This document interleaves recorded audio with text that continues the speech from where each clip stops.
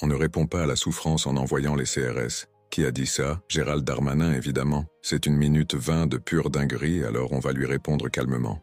On ne répond pas à la souffrance en envoyant des CRS. Voilà. Évidemment, GG, tu as raison. D'ailleurs, il existe même des preuves qui traînent partout sur Internet. Partout, nous voyons ta gentille police donner des roses aux manifestants, des étudiants, des retraités, des travailleurs.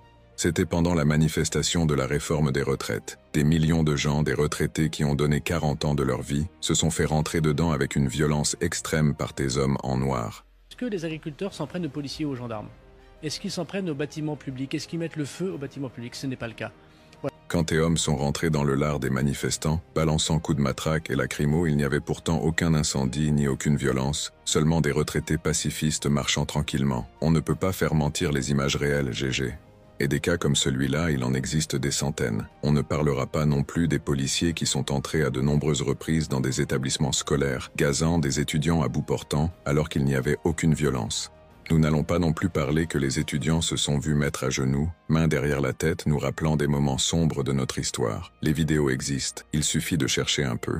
Mais la violence GG, c'est le gouvernement qui en est responsable. En plus de la violence physique et verbale que nous subissons depuis que l'autre type est au pouvoir, il y a cette violence économique que nous subissons tous.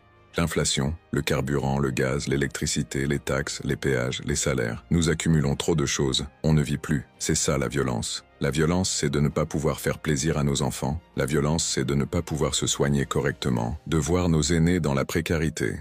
La véritable violence, c'est cette pression quotidienne sur nos épaules, la peur de l'avenir, l'incertitude face à des fins de mois de plus en plus difficiles. Et quand nous sortons dans la rue, tu trouves que ce n'est pas légitime?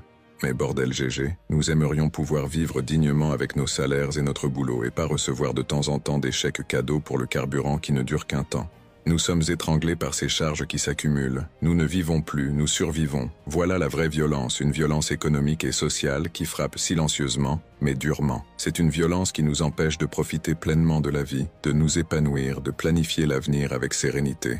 Mais ça, c'est impossible à comprendre pour toi, pour vous. Vous êtes tous déconnectés. Vous êtes responsables des suicides, de la pauvreté, et vos discours à la con, ça suffit.